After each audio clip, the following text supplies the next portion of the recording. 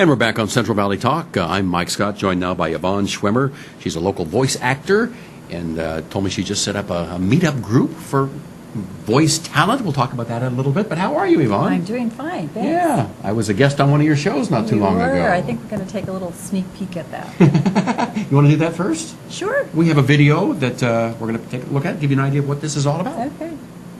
Abel Gonzalez is a young man who has conquered some pretty dire circumstances. I'm over here doing some special training for the show. It gets you strong and healthy without you even really knowing it. When I first met you last summer, I really appreciate your skill and your marks to the commitment that you have right at the get-go of this process to getting into the American Ninja Warrior scene. Our guests today have some very specialized communication skills. More than 28 years at KC24, Faith Sidlow left her life as an anchor with that station in July 2013. Mike Scott departed his anchor spot at CBS 47 just shy of his 30-year anniversary in the summer of 2013. He's always smiling and laughing. And the most recent venture on a different path of where he's been after over 50 years in broadcasting.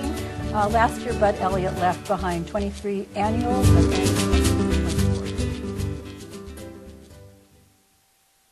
New Orleans has been the chief city of Louisiana and the Gulf of Mexico's busiest northern port since the early 1700s. Founded by the French, later ruled by Spain, New Orleans was acquired by the U.S. in 1803 as part of the Louisiana Purchase. It's best known for its distinct Creole culture and vibrant history.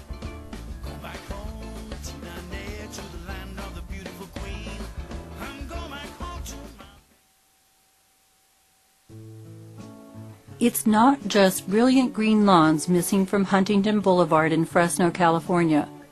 There's something, someone, much more precious that cannot be found. 81-year-old Jane Friesen left home the morning of July 21st on one of her typical destination unknown outings up into the Sierra foothills. As usual, she left the house saying she'd be back to cook family dinner at the end of day. But that day was far from usual. Jane hasn't been seen since. Okay, that gives you a little idea of the different kinds of work that Yvonne does. That was your voice on some of those things we heard there. Yeah, I was the interviewer, of course, on the first two pieces, right, which is my show, Your Pro Voice, which thank you for being down my at guest. CMAC. Yes. And then the second piece was a fellow CMACers project, Steve Manelsky, on the World War II Museum. And then the last piece was, I guess, almost a public service announcement that we did on the missing situation with Jane Friesen, who went missing on July 21st, was missing for a month before they found her remains up in the foothills. So, did somebody approach you to do that? Or? No, the youngest daughter of the Friesen family is a friend of mine from Toastmasters from many years ago, and when I became aware of the situation, I thought, gosh, we can use the CMAC facilities because the little news pieces are so short. We wanted to make Jane more than a poster. Mm-hmm. And so we collaborated with the family and, so. All right. We've mentioned CMAC a couple of times, and not everybody may know what that is. It's the old Fresno Metropolitan Museum. Yes. It's been turned into like a community television station. Absolutely. So CMAC stands for Community Media Access Collaborative. And those are those are facilities across the country that are funded in part by the taxes that we pay when we pay our cable bills. And they're intended to give the local community access to cable broadcasting.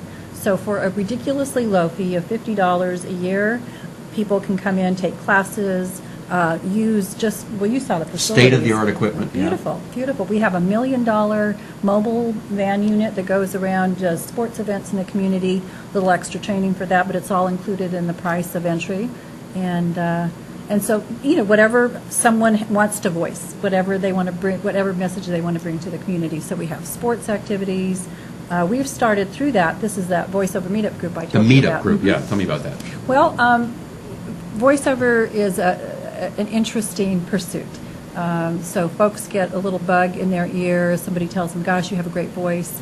And they think it's as easy as acquiring a mic and start reading.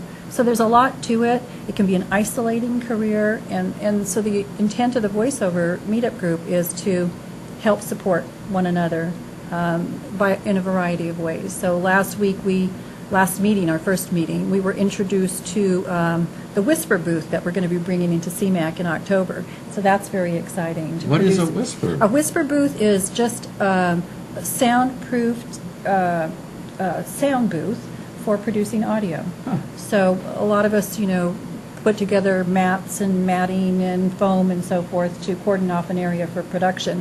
But this is really soundproofed very nicely for audio production.